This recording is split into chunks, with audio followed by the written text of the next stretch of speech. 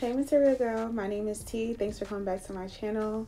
If you're following me from TikTok, hey girl, hey. If you're following me from Instagram, cool. Thank you so much. And if you have any questions about dental hygiene, I always offer you to DM me by IG, or you can send me an email. Send me an email and I'll get right back to you as soon as I can and try to answer your questions.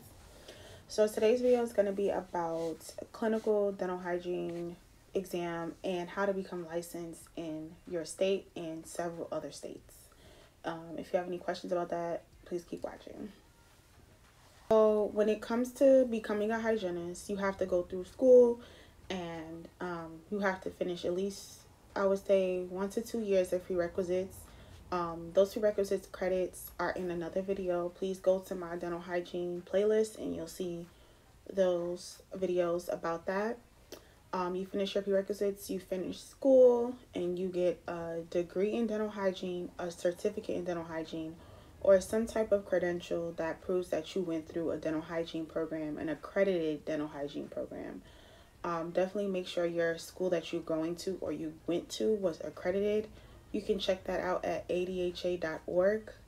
And you can go on their website and type in dental hygiene credentials, accredited dental hygiene.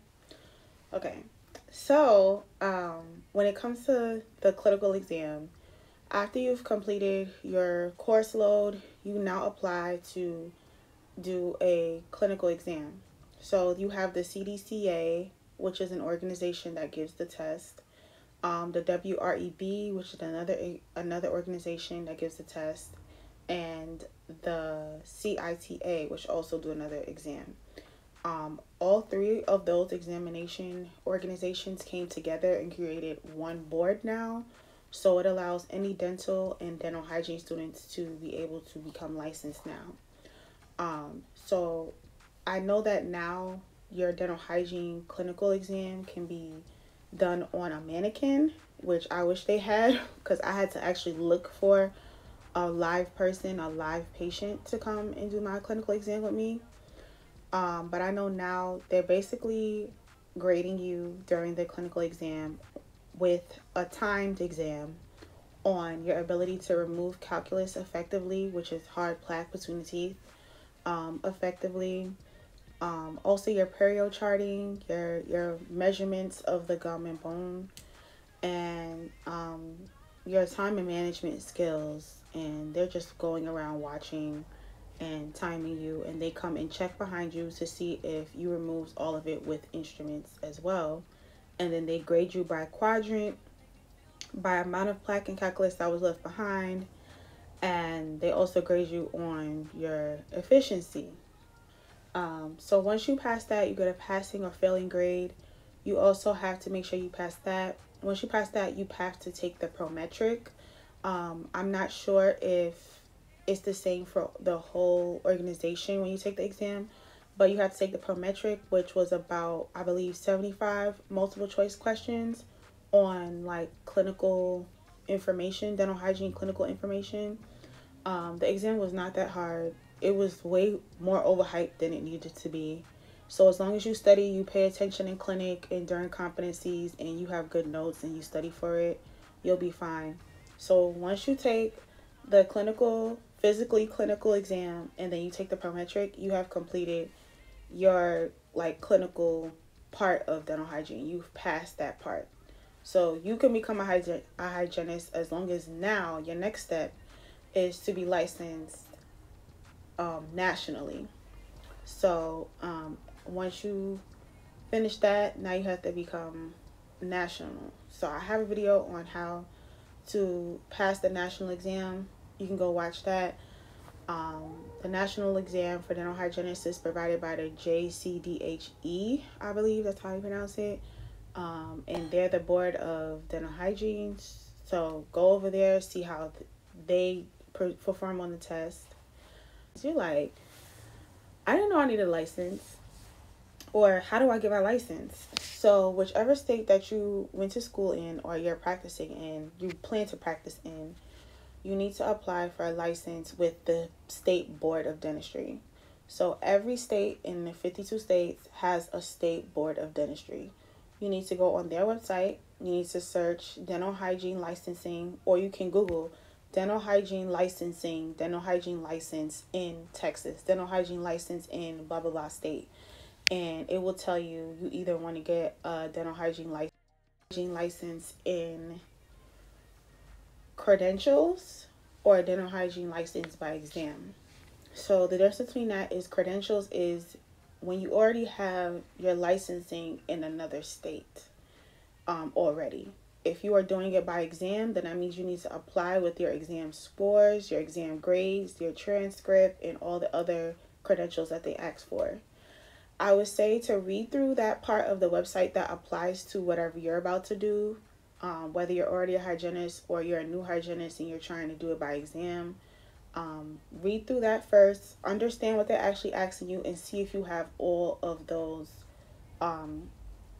items. They usually want a transcript from your school that you have to call or go online and get sent to that state. They usually want your licenses from other states if you have your clinical and your prometric, your grades from your clinical exam and your prometric exam. And they also want your degree and your I think your CPR card, some of them, and like your human trafficking course, online course, infection control, and all that you should already have already anyway. And if you don't, there are plenty of free courses and low cost courses to do it online if you don't have that already. So once you do all that, you apply with your application. I would definitely say to make sure that everything is correct, your name is correct, you read the questions correctly, all your information is correct, because once you start your licensing process and something is missing, they don't just come and tell you, hey, something's missing. They will let you sit there and be waiting on your license for 2-3 weeks, a month, and be like, where's my license at? And they like, oh, you missing a letter off of your name. This didn't match, that didn't match. We missing your transcript. They will not come and hunt you down. So you yourself have to be behind them and make sure that they're doing what they're supposed to do. You need to be following up with your school. Make sure your school sent the transcript. Like, it's a long process. I would give myself at least a month or two after I graduate and take my nationals and pass my nationals to feel like I'm going to get a license. You're not going to get your license right out the gate. Like, you have to go to each state you want to move to and have a license for. And I know on the nationals and the CDCA that you can check which boxes of which states you want to send it to for free. I think you get up to 3 states for free until, like, I think the third one is like, after the third one after that is like $25 or something like that. I don't know if they changed it. That's what they did when I went to school. So yeah, so that's how you would do it. So you go through the whole licensing process, you fill out the application, you send off all your documents and everything, your social security card, your green card, whatever you have, and then they'll get back to you on if your application is complete, if it's pending, if it's processing, and then you get your license in the mail, or they'll just tell you on the website of the State Board of Dentistry, like, hey, you're licensed now. Once you have that physical license, or you have some credentials that show that you are licensed, you can start applying to jobs. I have a separate video, I believe, on like resumes and like, or I will be. Either I have one or I will be doing a video on resumes, interview questions, and all that. So, yeah, so that's basically the licensing process. If you already have a license in another state, they want to see your credentials in that state. So just make sure that you have a good standing license in that state that you're in already. In another state as well. You don't want to have anything against your record. If you do have a clinical record, criminal record, or something that's going to pop up that's going to affect your background, you have to disclose that when you're doing your license, because if you don't, they're just going to deny you. So just be upfront about it.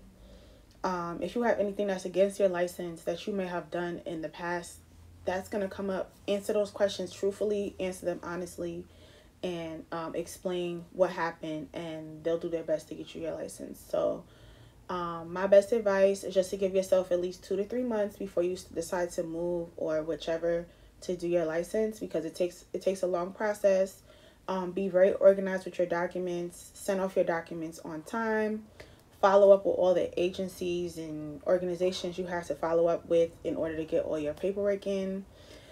Try to be patient, don't be frustrated, and congratulations on becoming a hygienist and now becoming licensed. And some states may say that they need at least a year or two before you can apply. Girl, I would still apply. Can't nobody tell me nothing. They either gonna say no. That's all they're gonna do is say no. So I hope this video helps you. If you have any other specific questions on dental hygiene or any question I did not answer in this video, you can leave a comment below. I will get back to you, or you can DM me on Instagram. All my information is below. You can email me and I will try to get back to you with an answer to your question, or try to guide you in the right direction, or you can follow the links below that I have linked. And yeah, don't forget to follow me on TikTok. That's where I do most of my videos on. And thank you so much for watching. I hope I helped you today, and I'll see you next time. Bye.